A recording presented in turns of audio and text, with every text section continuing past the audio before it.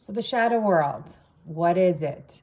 How can we navigate it? How can we better understand it to better understand ourselves and to better understand what it is that we are experiencing outside of ourselves? So the shadow world, in my definition, the shadow world is the hidden, the unseen, the subconscious parts of ourselves, the inner parts of ourselves that are not yet revealed or hidden, things we haven't quite understood. Or maybe it's belief systems that are running and we're not aware of it. It is emotions and energy moving up within us that we aren't sure what it is yet. It's anything that's yet to be uncovered. I call the shadow world because it's in the shadows. And especially for this month, because the energies are so high and the veil is so thin, just because the veil is thin doesn't mean that it's just high vibration energy that we're going to feel all the time, depending on where we're at. It also brings up the shadow world. When that much light is coming in, it's usually a time to experience both. And when that much light's coming in, that's the perfect time for it to illuminate the shadow aspects of ourselves.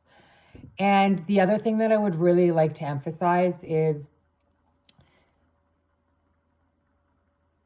anything outside of ourselves, whether it's a person, a situation, an animal, or even something unseen,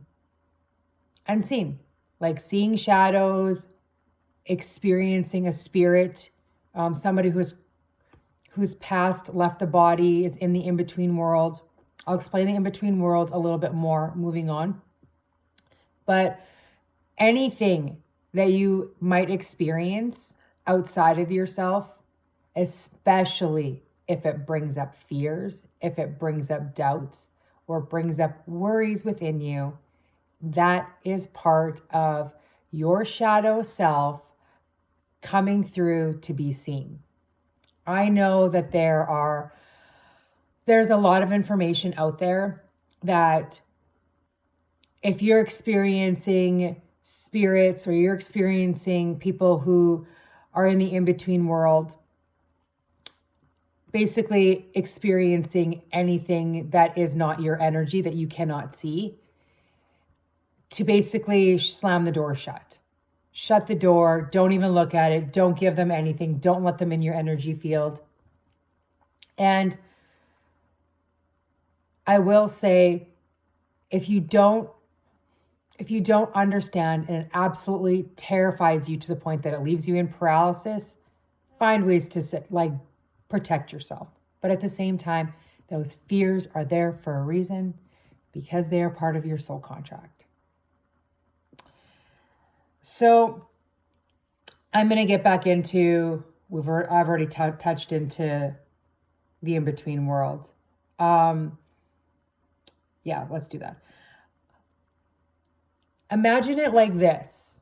A person, whatever awareness a person has, whatever wisdom, whatever knowledge, awareness they've gained before they've passed or they've left their body, is the same level awareness they're going to have after they leave their body.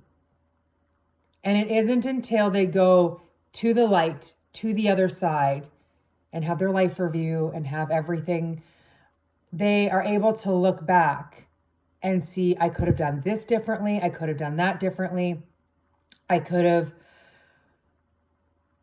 They see the potentials that they had that they didn't know they had when they were here. But when people have so much trauma and they have so much, trauma, baggage, and they have a lot of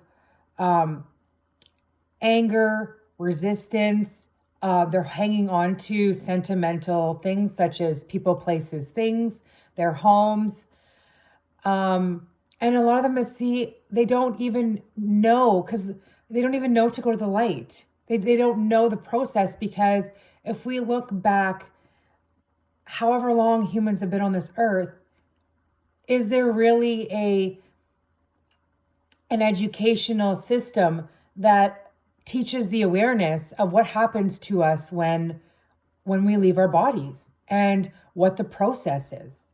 We don't have any of that. We were never taught any of that stuff, right? It's only now, well, I mean, there probably were some people back then that were more in tune and did know, and were like death doulas and birth doulas and things like that, that experienced a lot of those things with souls coming in and souls leaving. But it's only now that this is being talked about more and more, social media, having more conversations with like-minded people about this stuff. So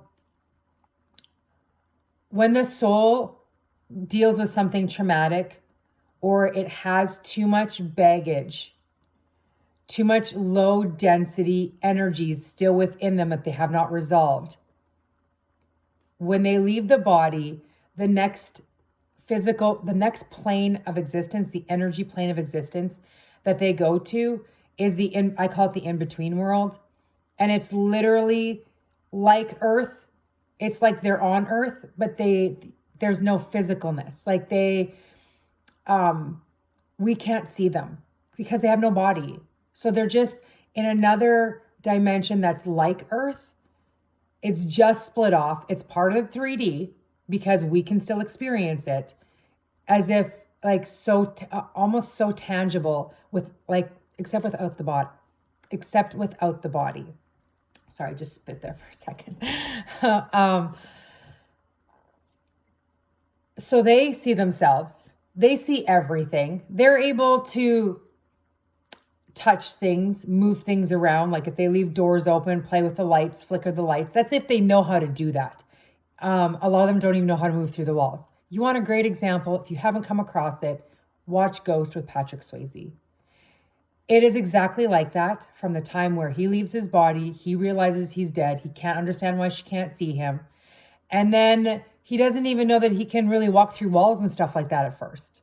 He thinks he has to open doors. He thinks, right? So, and then he goes to somebody who is like a quack, like doesn't really speak to spirit, but cons people that she does, Whoopi Goldberg. And then he comes to her and communicates, and all of a sudden she feels like she really is going crazy because this won't leave her alone, right? It is legitly like that. And I think that watching that, and a lot of you probably have, but even with the things that I'm saying, to go back and watch it and think more things will click for you. It's not supposed to be scary, right? It is the fears that we feel that give us those, that create that separation, that good versus evil, or good versus bad spirit, right? So going back to, they don't know. And they're in this in-between world, and they're scared and they're confused and they don't know what to do with it. Like imagine yourself in that position where no one can see you and you're like trying to yell at people like, hello, hello. And you have some people who just don't hear it all because based off their belief systems, they don't believe in that, or they're completely blocked. Or you finally are so excited that you sense somebody who is open, just even a little bit, and sensitive. And they come up to you and they're like, hello, hello. But you might never experienced this before. And you're like, whoa, like you feel a shift and you're like, I don't know about this. I don't think I like this. This makes me really uncomfortable. And it literally brings up all your fears, your past life fears, maybe fears that, because you don't know what this is, the unknown, that this is an energy that might overtake you. That's a huge common fear, that something's going to come in and overwhelm you and you're not going to be able to protect yourself. That is one of the biggest fears. It's one of the biggest misconceived fears. It's just a fear, but it feels so real and so tangible within you because it is something that your soul has lived in another lifetime. It has happened in another lifetime. But those energies were a lot lower back then, a lot more dense, and we have a lot more light to work with. and our energies, legit. Like I think I came across somebody who channeled this. They said if you were to go back to like the 1930s or 1920s, even the 50s, if they were to see us now, we'd have this glowing aura around us. We'd be all this light around us because of the difference of the energies from back then till now. That's how they would see us. But because we've evolved and we've all grown with so much light on this earth, the majority, that we don't see the light, we are the light. But the contrast difference from back then till now, if they were to see us, we'd be glowing. So even with that awareness, you can know that your energy is always protected. We are in such a different energy now that we are protected. And based off of where you are vibrationally, yeah, sometimes I have days where I'm sensitive and I'm open. Say, for example, yesterday we had all those solar flares coming in and I was porous and my sensitive and my energy was wide open. And those are usually not the times that I want to be around people because I pick up on everything. And there's a lot of energy coming in, right? So we have moments where we feel good, we feel protected, we feel grounded, we feel balanced. And there's other times we feel just wide open. And we feel like we can't protect ourselves. That's discernment when I say spirit, but when somebody in the in-between worlds comes and wants to talk to you, or you sense and you have all these fears, feel through the fear.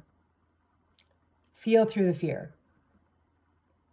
If it's too overwhelming, let that being know. Let that person, there's still a person, they're a soul without a body. Let that person know, let me work through this fear first. Let me work through this. And when I feel less overwhelmed, like I'll have a conversation with you. I will work my way towards that.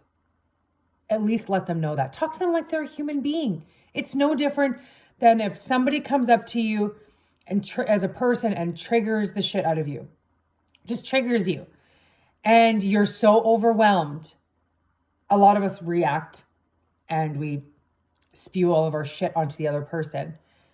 But in a grounded, more mature, emotionally mature setting, you would look at that person and say, I am super triggered right now. This is not you. This is me. I need to go deal with this. And when I am more clear and more grounded and more balanced, let's have this conversation. That's how we're supposed to handle things, right? So if you're going to do that with a human being, you can do that with a spirit. But I'm going to tell you, they are so excited to come across people who are open and sensitive. Because for years, it has been a society that has been riddled with fear and blocked because we're taught that this other world is through movies and books and religion. We are taught that this other world is the demon world. It's evil. It's scary. Don't go there. Dark, bad things are going to get you. But that's not the truth. It's not the truth. And if you feel that way and it's a fear about that, that is the illusion of fear that's giving you that story.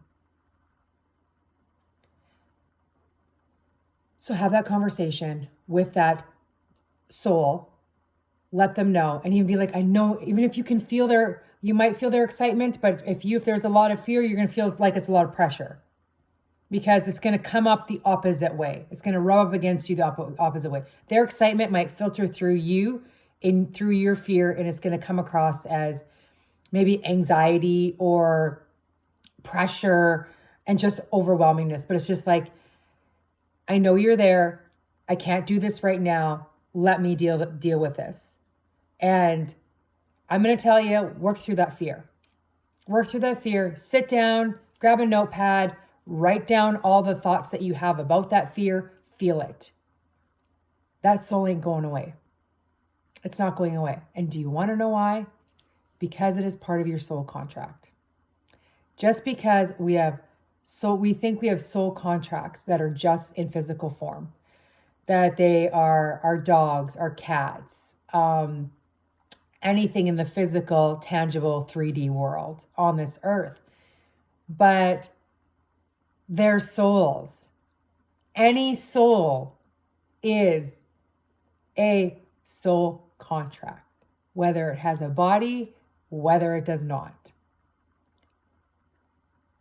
And so I think we do a disservice to the other, like to that world, because they're in a place where they just want the awareness to understand what's going on and what they can do about it.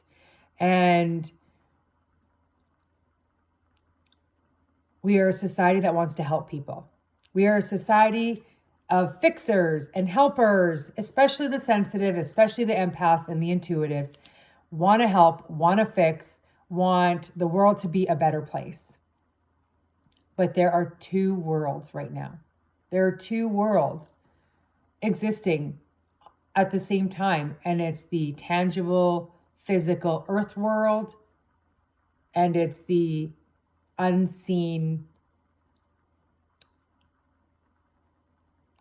non-tangible soul energy in between world. I mean, there's lots of worlds going on. Like, I have my own world in reality I'm going through. You are as well. Like, there's a lot of different worlds in this world that are happening. But when I'm talking about what we experience individually, is we look at, there's the 3D world and there's the spiritual world, right? They both are in this lifetime meant to merge and coexist together. That is what heaven on earth is. Bridging the two worlds together, bringing in everything that is of spirituality, of the ether world, anything that is taboo or the unseen, the energy world. Let's kind of put it that way, even though the 3D world is also energy world. But taking all of that and normalizing it into this world. So it's not paranormal anymore. So it's just normal. That's what this is all about. But we're not just here to experience just our loved ones and to experience all these high vibration spirits and people that have gone to the light and just clarity and love and light. And we're not here just to experience that, because to be able to hold more light, we have to alchemize the dark. We have to feel the shadow parts of ourselves, all of it. We have to integrate all of that. And it becomes wisdom. When we feel through things, we might not know what we're feeling internally, but when we feel it, we right away are like, I don't have a memory to this. I don't have a thought about this. I just have a feeling. And then later on, you might get a flash of what it was after you've already alchemized it, after you've already integrated and balanced it. So going back to the spirit world, those are soul contracts. They are there to help you through your fears, help you balance out, integrate, alchemize anything that comes up within you. And like I said before, anything that does come up, that fear is actually stopping you from really having a conversation and realizing and sensing their energy and knowing their intent. So I'm just going to share a little story just to kind of give you an overview of this. I've been experiencing this boy, well, I did mostly last year, who was living in this house. It's an old, like 100-year-old house. And it was a boy, he came to me as a teenager and he was banging on my windows. Obviously everything was mind's eye and I was feeling it, but it wasn't like I was looking out the window and saw him. And he was banging on my windows saying, let me in, let me in, let me in. And he was scared and angry. And at first I was like, I don't know if I want to deal with this. I don't know. And don't get me wrong, like I've communicated with a lot of different souls in the in between, but I feel like I was being gradually. I kept having one that would have like more of an annoyance and a fear, a little bit of a fear, and then all of a sudden I'm being brought another one that brings out a little more fear. So it's never something that's so in my face that like I sit there in a fetal position and I'm almost paralyzed in that sense. We're given what we need in that moment that we can handle, right? So I think that's another thing to really to take away from this as well. So and this was a boy. This was a younger adult, 18, 19, I'd say. He was still a young boy at heart. He lived a very sheltered life. He was bullied by, it was either his grandparents that lived in this house or it was his parents. I think it was his parents, his grandparents that were his parents, or he spent a lot of time here. It was like his second home. And the grandmother had the personality of, if you've seen Matilda, Mrs. Trenchbolt. So whenever this boy would be acting up or just he's just a boy. Boys are mischievous. Boys are rambunctious. Boys are boys. But because of who she was and her personality, she was easily irritated and easily set off, that she would kick him outside, even in the wintertime, and she would leave him outside for hours, and he'd be freezing cold outside, and he'd be banging on the windows, let me in, let me in. So when he was banging on my window saying, let me in, at first I didn't want anything to do with that. Because also I'd been noticing that I was being watched at night through my windows, and it was more of a curious energy, but it was like watching me change at night. And I'd be closing the blinds, and I didn't really like that. So when I had that let me in, I was like, I do not like, it was like, go away. Seriously, it was like, go away. So that's why I'm like telling you this from experience. And finally, one night, as I was trying to go to sleep, because they always come to you when your sense they're always there, but you sense them more when your defenses are down, when you're tired, when you're exhausted, when your brain's not focusing on all these different things that you're doing during your day. With a quieter mind, excuse me, that's when they come in.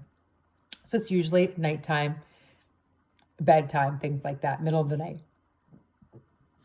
Sorry, excuse me.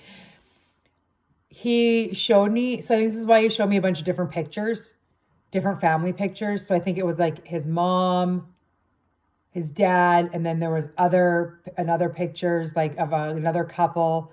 And I think he was just showing me like what I've already said to you. And he showed me being kicked out of the house, and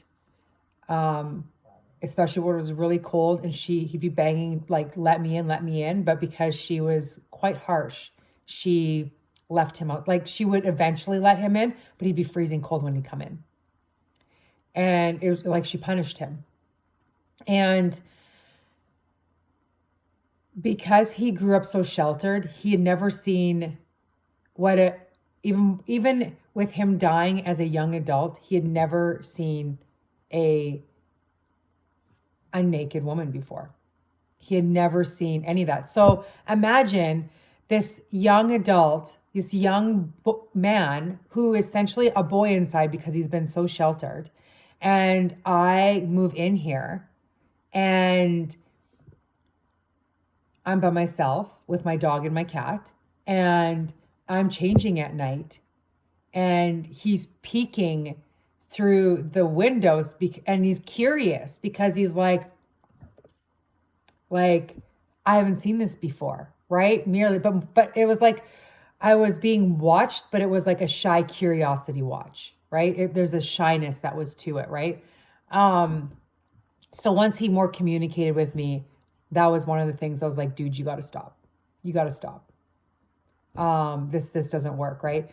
I also told him that he was hanging on to a lot of baggage, because I think it was the second night he finally came in that I finally was like, okay, I'll talk to you. Because he was quite persistent at that point. It was like, he's like, you're not that afraid. You just don't want to be annoyed because you want to go to sleep, which was part of it. Because I mean, at that point, I had already been sensing enough that a lot of it wasn't like full blown fears.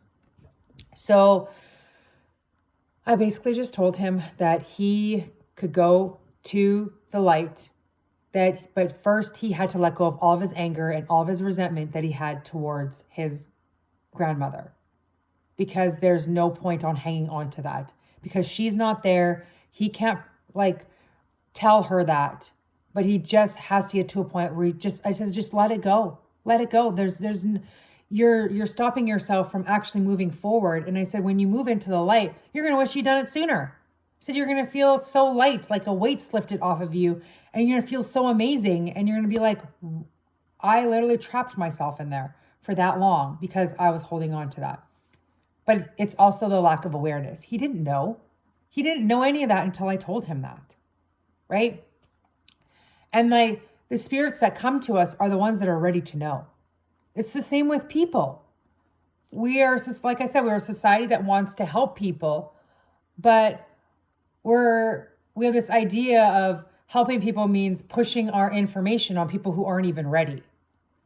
But we know that when people come up to us and ask us a question or ask us, what do you sense, or open up parts like of themselves or cracking that door open to come to us for something, they're ready.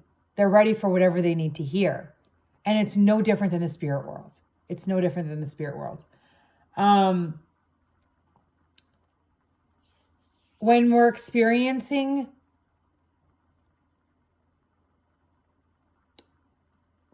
okay, I'm going to come back to that because I got to finish the other story. Sorry, I get jumped around a little bit, especially when I start talking and I feel all the energy, like I feel souls and they're just like excited that this is coming out, that this perspective is coming out to help better understand. They're like, finally, maybe people won't be so scared and we can get the closure that we need. So here's the other parts to the story. When I talk about the illusion of fear and how it distorts what we're getting. So one of my friends came out last winter, and I had already helped this boy out, and I was getting nothing after that. And I decided to move my bedroom upstairs, and it's like a loft up there. It's a huge open space. So I had like 2 beds up there, and she came over and was spending the night, and we both slept upstairs, and she was in her bed and I was over in mine. And she was like across from my walk-in closet with the door open, but she had to shut that door because she already has her own fears of doors and closets needing to be closed because of the spirit world. And I remember I just fell asleep. When we both went to bed, I was like out cold. And the next morning, she told me that she was woken up in the middle of the night and she saw this young adult, this boy, this man, on all fours, crab walking, but like not like this. A crab walking is behind, right? I think it is. I think it is. Like with their hands like this, right? Like this. And walking backwards, like not like legs first, hands first this way towards her. And she said when she saw that, it absolutely scared the shit out of her. Like she was panicking and she was like pulling the covers over her. And then it got closer to her and it threatened to pull on her toes out of her bed. And she literally sucked her feet up into her covers. And she said at that moment in her mind, she was like yelling in her mind for me to wake up because she was so scared. I got none of it because I was in such a deep sleep. So that morning when she was telling me all of this, I was laughing so hard because she was telling me that from her energy of fear. And because I don't have fear with this individual, I was able to sense what was actually happening and sense the actual energies of this boy. And he was being mischievous. He was taunting her. He was being a boy. Yes, a little over the edge to scare her. Yes. But as he was one of my soul contracts to help me overcome my fears, or to help me learn more about how the souls in the in-between worlds communicate, we learn off of every situation with a person, whether it's physical or non-physical. So every soul that comes to me and needs help, they are learning something and I'm learning something as well. Every single one. That's part of the soul contract. So because he was one of my soul contracts, he also was one of her soul contracts. But it happened in a way that I was there. But he was meant to brush up and act in a way to bring up all those fears. And even though she might not have fully felt and alchemized and integrated all that fear, she got parts of it.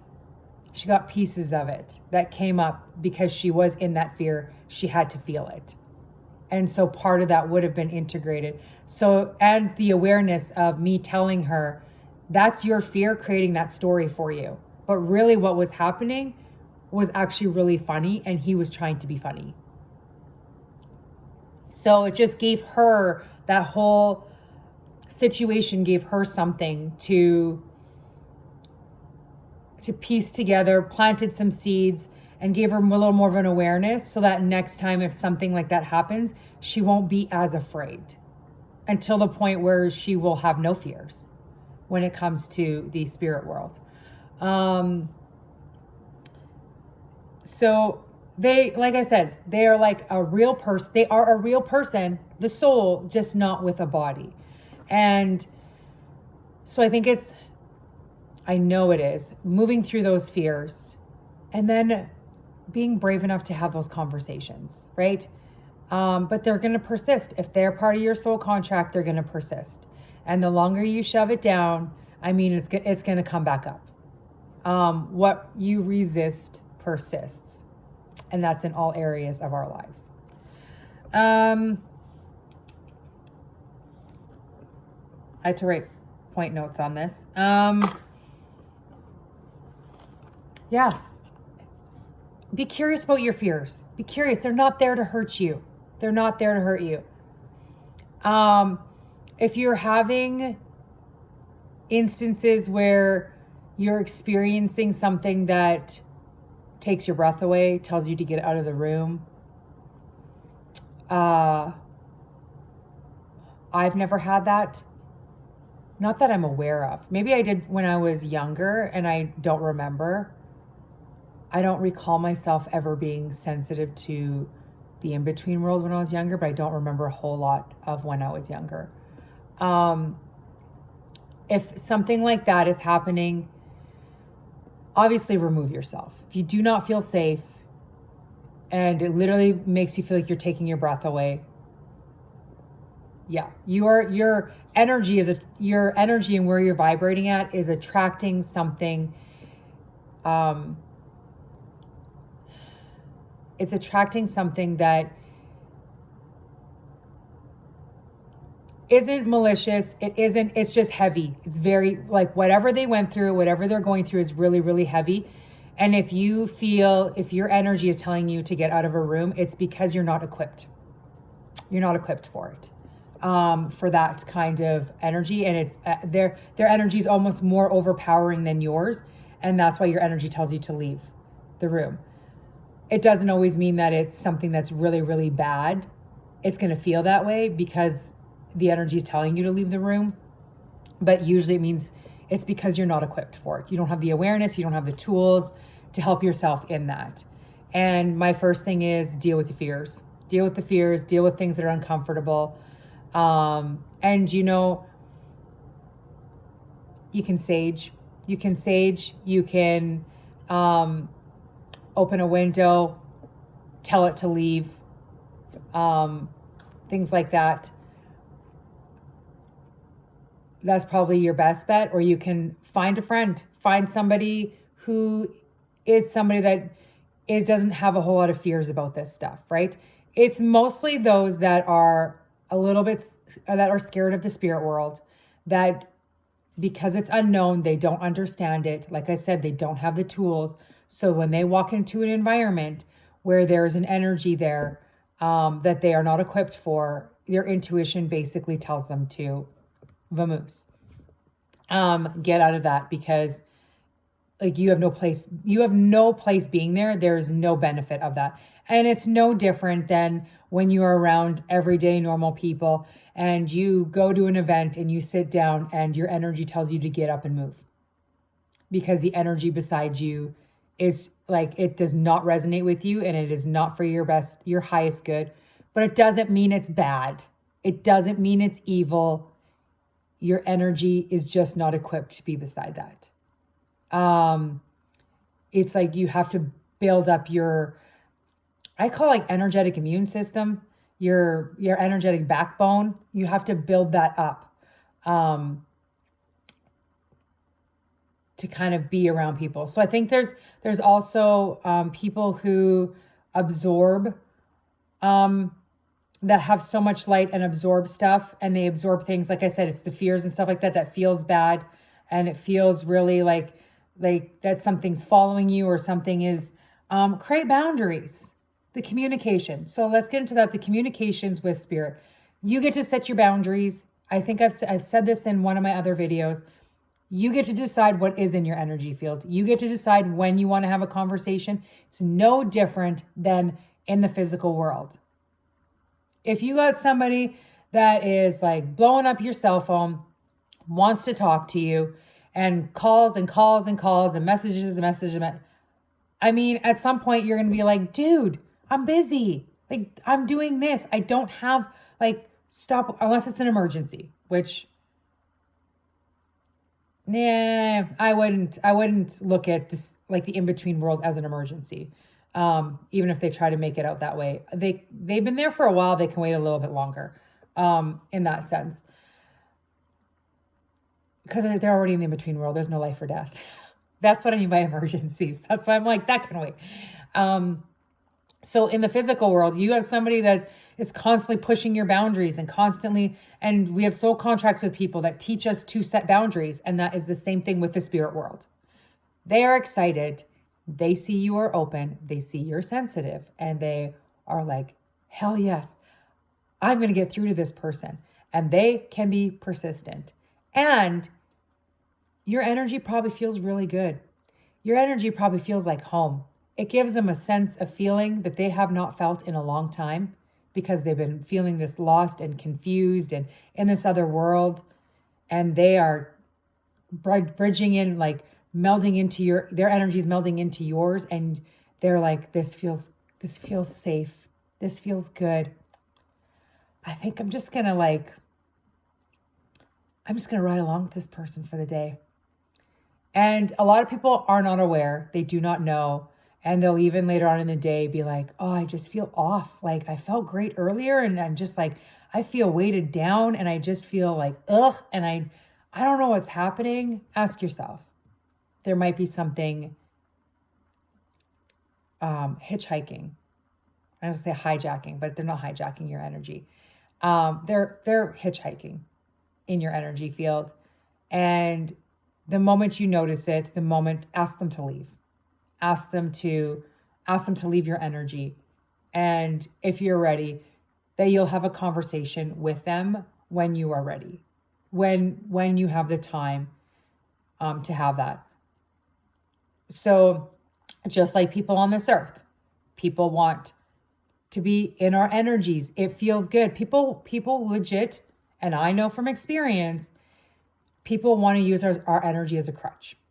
They like having us around. They invite us to things. They ask us for maybe not help. I find these are the people that don't ask for help. These are the people that want us to save the day and want our energy to be there to save the day, because when we're around, they feel better. So they use our energy as a crutch. And that's also where we set boundaries. right? Especially when we realize that's what's happening. And when they say, well, we appreciate you, I appreciate you so much, but knowing it's only the times they say that when you've helped out and you've done things that they've asked, when it's saved the day for them, basically, when it has saved the day for them. And that's when they say, I appreciate you. I appreciate it. No, you appreciate my energy. You appreciate my energy. You're not grateful for me as a being. You're just loving being in my energy. And you want what I have to give. You want that, right? Instead of creating that for yourself, right? Because that's what a lot of people, they love our energy and they love being in it. And I'm going a little off topic, but I'll get back. They think that we're their soulmates. And no, we feel familiar. We feel like home. And we are an example to them of what they can attain themselves, the energy they can attain themselves. But boundaries, it's setting boundaries with people, realizing these things. And it's the same as the spirit world, right? So when we get those kind of spirits, have those conversations with them. Not now. I can't, whether you are riddled with fear and you've got all this going on, or you're just annoyed, or you're busy, or you just don't know what to do with it. It's uncomfortable. I can't right now. Please leave my energy. I'm polite at first. Please leave my energy. But there are some that are very persistent, and I have to demand that they leave my energy field. It's like, get out now. You have to leave. There's no ifs, ands, or buts. And they have to honor that. They absolutely have to. And I will say, with the in-between world, when you demand that in your energy, if you believe, the more you believe that your energy is unaffected and they have to leave, that you can shove them out, the stronger that is. But if you're telling them to get out of their energy field, but internally you're like feeling helpless and you're like, I don't think that's going to work. And just say it anyway. And the more you do it, and if they keep coming in, they're testing your boundaries. And it's a soul lesson. And they might come in to the point where you are fed up and you're like, enough is enough. No more. They're going to push and push and push sometimes until you finally say enough is enough. But they're pushing you to get to that point where you're just like, done. Get out of my energy. That's you reclaiming your energy back. You reclaiming, saying no more. And I can guarantee you on the other side of it, there's a part of them that's like, oh, fine. And the other one that's like, soul contract? Done. Or part of it done. I mean, we have multiple soul contracts with one person. A lot of lessons within that soul contract and with one person or one soul, right? So there is that. Your boundaries, you get to decide when. I will often say when they come into my energy, or I'm noticing them more at night, I tend to like to shove them off the first night and say, not tonight, tomorrow night. And then I forget about it. And then they come back the second night. And then I can't even be mad. I want to be, but I can't, because especially when you're just getting relaxed and you're like, oh, like I'm just going to fall asleep. And then boom, then they're in. And I'm like, I just want to sleep. But a lot of times I'll get, you said today, you said tomorrow. And I'm like, yes, you're right. I know. What is it? And you know what? Literally, it takes a lot of times the conversations that I have are like 5-10 minutes. 5-10 minutes, not even. Done. And all of a sudden I roll over and I'm out. Like, it's 5-10 minutes of my time. It is actually easier to communicate and with a spirit and help resolve things with a spirit than it is a physical person, an actual physical person. Maybe it's because they've been in the in-between world long enough and have exhausted all their own options. And they're like, finally, you're here and you know what you're talking about and you can see me. I'm going to listen to you. So, and if we think about, like I said, all the souls that are in the in-between world, think of all the wars everything. Our ancestors, everything. Generations of souls that are in the in-between world. And we know that the vibration rises on the earth, and we as a society, things will start to change on the society, but everything has to be integrated. All the shadow parts of the world, the governments, everything on this earth that is part of the shadow has to be brought to light, to be integrated. Well, so does the shadow world of the in-between world. So does the in-between world. All those souls, all of those souls.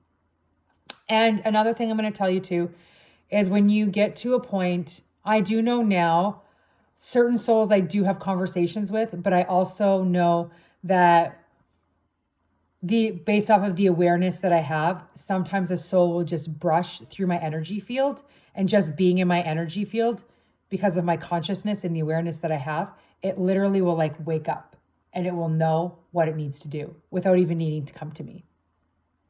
And I've been finding that happening more often than not, right? Certain souls, different lessons, right? Because I've been noticing over the last year, especially, I mean, I've had the boy, I've had a few things over the course of the year, right? And a lot of, when I do reads for people, a lot of what I'm teaching to people is how to empower themselves their loved ones don't come through me to give them messages. Not all the time, once in a blue moon, but mostly it's information coming through me to empower that person to communicate with their loved ones themselves. Those are the kind of people that I get. I'm not a reader that sits there and does all the work for you.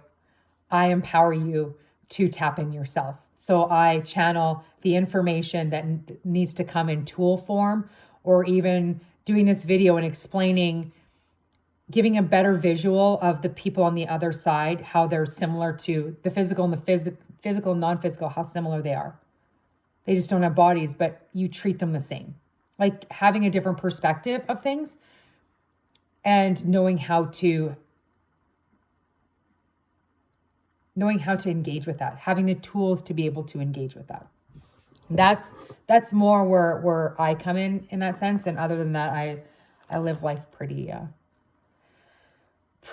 easy and relaxed. But I don't even know why I'm sharing that part. Anyway, so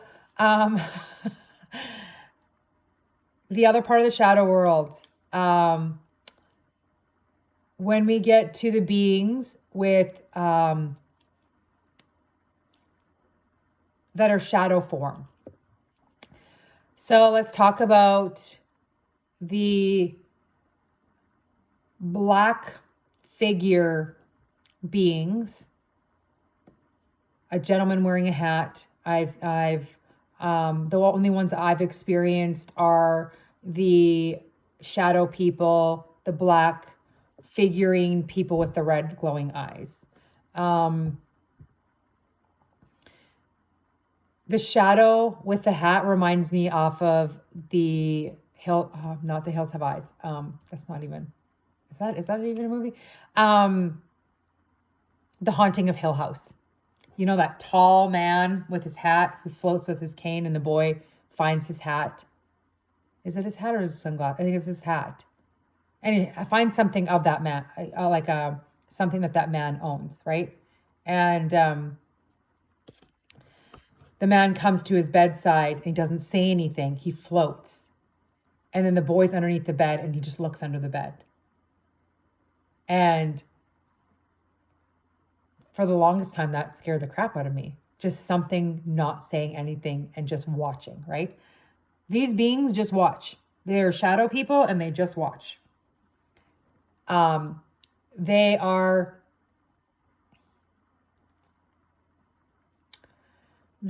a figment, an illusion of fear-based beliefs and energies that are a part of the collective.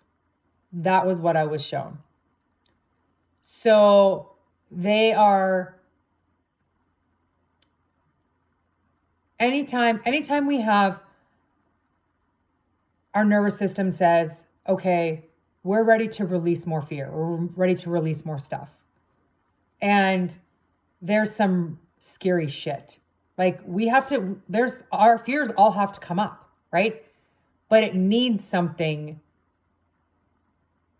A lot of times we need a visual trigger for that to come up. And because we've experienced so many different things in other lifetimes, part of that energy is all those other lifetimes, part of that energy is from those lifetimes. And it's stored within us, right? It's stored within the blueprint of our soul, and our soul's like, okay, it's time. We need to let that go. We need to leave it. We need it out. And so it creates a narrative and an illusion of these shadow figures. And when a person sees that, it triggers all of that fear to come up. So it acts as a visual, symbolic mirror for whatever that is that needs to be released. They just watch. They watch. And it's interesting, when I research them, it says that they feed off of fears and negativity and things like that. They don't feed off of anything. It might feel like that because they might be sticking around and you might not be able to get rid of it. But are you shoving it down? Are you pushing it down? Are you pushing down the fear that you have? Because the longer you go without dealing with it, you're going to keep seeing them. If you're constantly, it's like, it's like they associate it with negative beliefs, fear-based beliefs is when people keep seeing them. So they think that because they're lingering around, they're feeding off the fear. No, they're trying to amplify your fear. They're trying to get you to face your fear. They're trying to get you to balance that fear. So they stick around as long as you have those fears. And then when you don't anymore, they're gone. But they are a external, symbolic representation of what you're moving through you. And if you're not willing to deal with it, you're already seeing these shadow people, you're going to continue to see them. Nothing outside of yourself can affect you. There is nothing outside of yourself that's actually affecting you. It's not making you do anything. Because there's something within you that's allowing that. It's either allowing that or you resonate on some sort of frequency field as that, right? If you have something within you, I know there's like a lot of people do not like to hear this.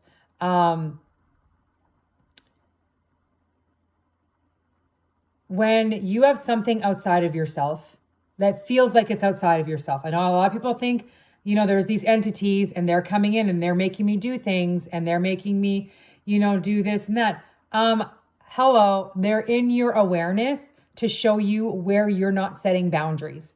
They're showing you where you have leaky energy, where you're leaking your stuff right out. They're not making you do anything. They're coming into your experience to mirror something to you that you need to do for yourself. Everything is a lesson. Everything is. And it's showing you where you're not empowered within yourself. It's showing you where you're giving your power away, whether it's fear or even a thought that it's like, it's no different than being in victim mode, in human form, and saying that person made me do that. A lot of times in relationships, whether it's friendships, partnerships, things like that, being in a situation where we are being verbally abused, we are being in any sort of abuse, and we allow it. We allow it by not standing up for ourselves and by thinking that we are not powerful enough, but there's also some unworthiness in there. Like, I'll never get anything better. I'll never get anything. You know what? We attract everything. We attract everything. And when we start to realize that, and we start to see that, every choice we make that we decide, no, I don't want that anymore, I deserve better, or I even think I deserve better. As soon as you start to live your life that way, your whole orchestrations of the people you attract start to change. Everything starts to change. But people tend to say, I did that because so-and-so made me. Did they hold a gun to your head? That's different. But I'm just saying, victim mentality. You know, I did this because that person made me feel that way. It's always the other person's fault. It's always the situation's fault. It's always that. No different in the spirit world.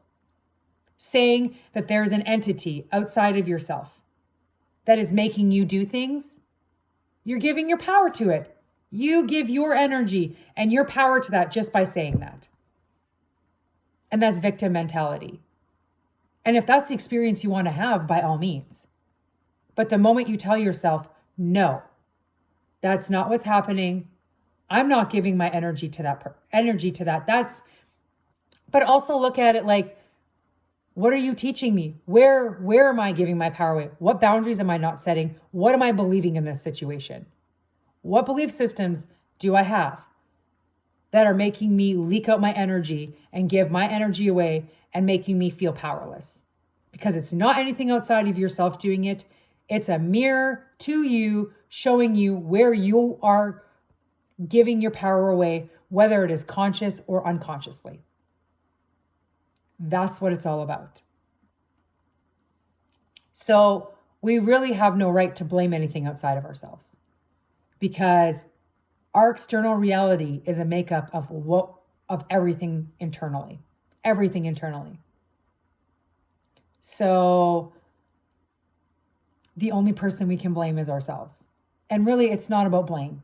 The only person we can look at to find the answers and to see what's really going on and why we are attracting what we're attracting is within us.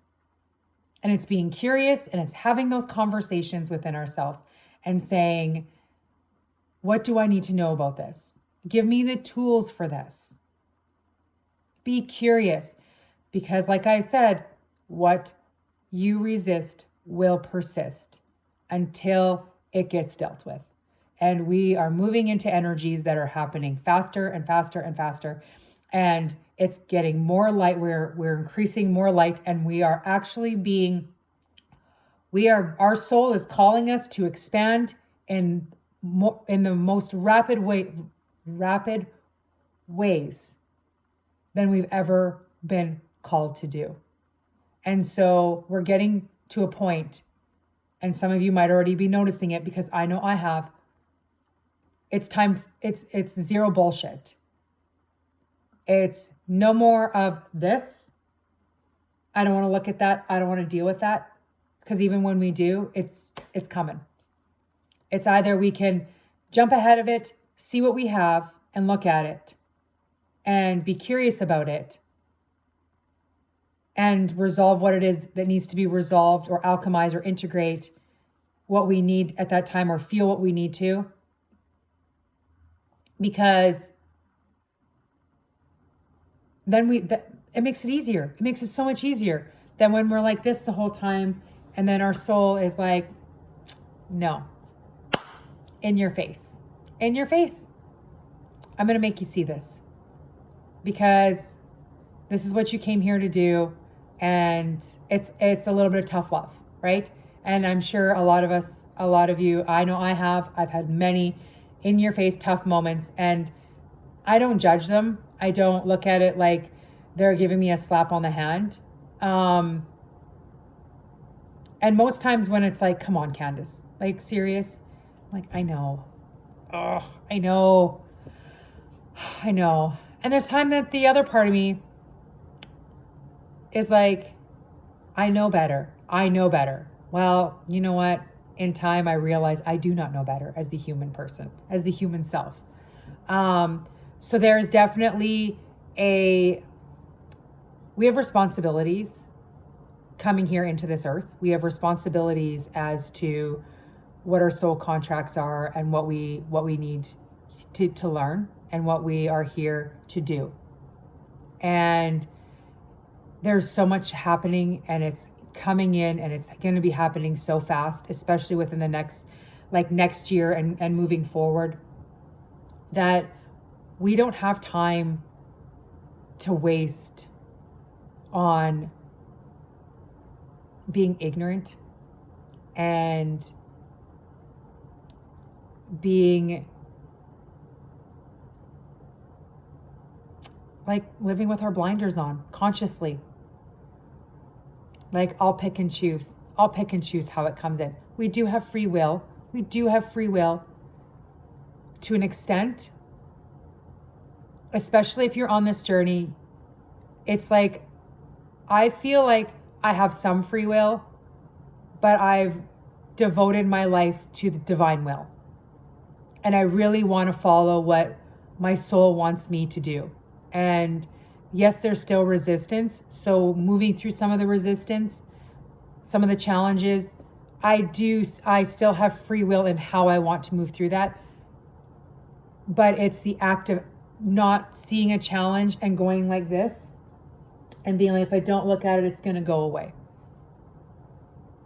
I don't get that choice anymore.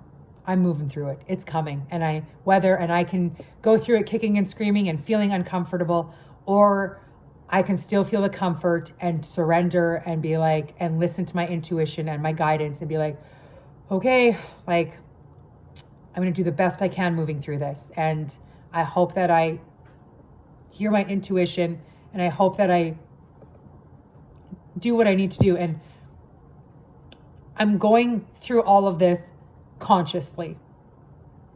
But how I move through it, I still have my free will and how I want to navigate it. It's like you're given lots of options when going through a challenge, right? Especially when you're not in like all this fear, and because that's a lot. I've had to work through a lot of that.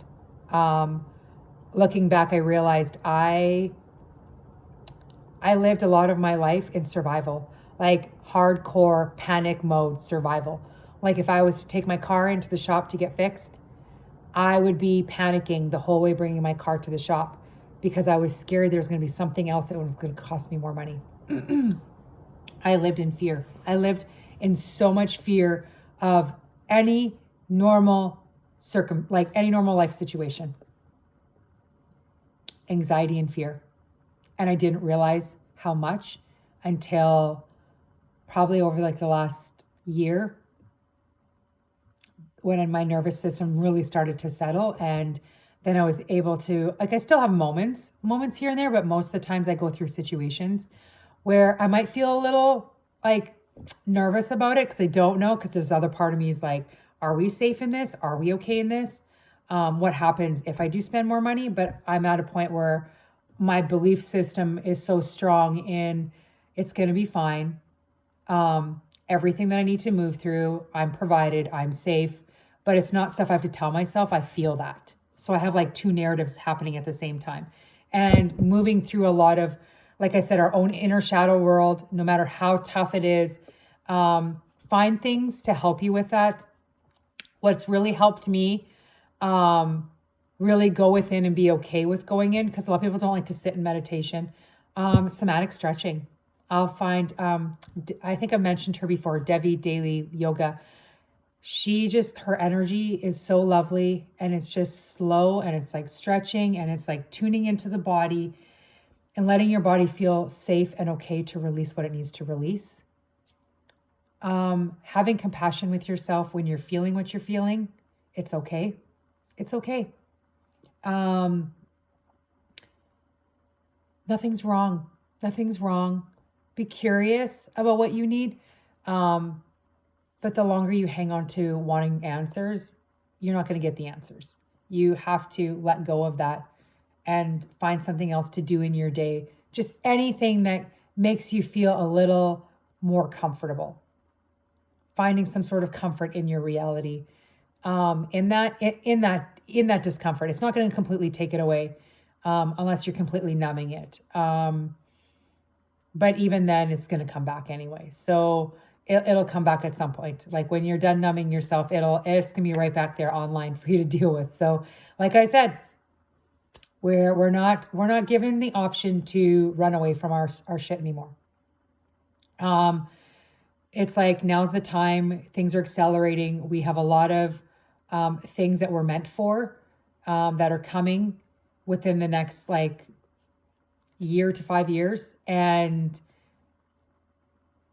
it's time to own our shit. It's time to take recognition, to take accountability for our stuff. And I found when I finally decided to take full accountability for everything that I have coming in and I'm attracting, I was honestly able afterward to look at things a lot differently. Still felt uncomfortable. When I see things about me that I'm like, ooh, I do that. Or, like things, but at the same time, I'm like, okay, that's there. I see that. I'm not going to judge that. It is there. Thank you for showing me that. And I ask myself, is there anything else I need to know about this? And then I release it. So yeah, so I've got all of that. I got to a point where I just felt my energy go. So yeah, so that's what I have, for this. If you have any questions or anything that you would like to know, feel free to ask. If not, your intuition will give you your answers, and through synchronicity, through however it is. I don't believe that. I actually don't like when my energy no longer matches with having the answers for everybody. And I used to love having answers for everybody. And now it's exhausting. It's quite exhausting. So when I go through a time of feeling something, and like I said, especially the shadow world, I've even created a 2-part video that I'm actually going to take down, because that was everything coming through. And now that I've anchored more of it in, and I'm able to have more of a conversation where I'm not fully losing myself in it, I'm going to share this one as well. So it's just one video. Yeah, see, I'm already starting to get spacey. So yeah, I will share it like this, like when I feel the pull and I feel like it's something to help somebody else out, or whatever you want to do with it, by all means. But the pressure of feeling like I need to have all the answers for people, like I let all that go. Because I'm not anyone's savior, and I'm not anyone's fixer. And it is so much easier for me to empower other people to find their own answers.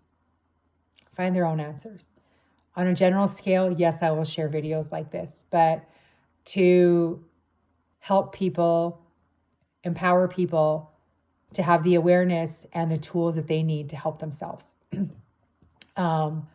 Because we're not here to be other people's crutches. We're not here to be other people's anchors, because that means we're carrying their load.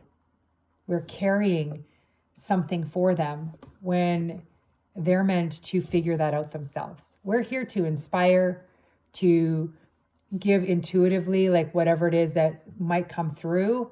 If I have something for somebody that I feel strongly needs to come out, here you go, do what you want with it.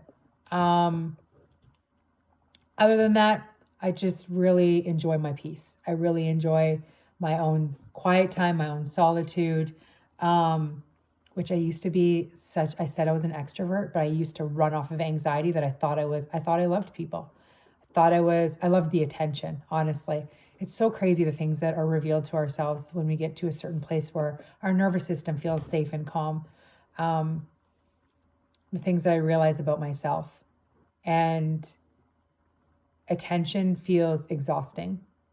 It feels, I don't know, and even energetically, like when you just get to a place where your energy is so protected and it becomes so much more sensitive, spending more time on my own, and only going and doing things when I feel that aligned excitement, because then other people are lined up with it with me as well. We're on the same vibe, right? And it flows a lot better, right? And not, I don't feel the need to put myself in situations just to be liked, or I don't know. It's so amazing feeling through so much stuff, like all the shadow parts of myself that have come up that were so uncomfortable. And I felt like I was like losing people and losing, you just feel like your world's getting smaller, but really how you end up feeling feels grander. It feels expansive and just really, really grand. And it's lovely. So that's what I've got. I don't think there's anything else, but have a great rest of your day, and I hope some of this helped.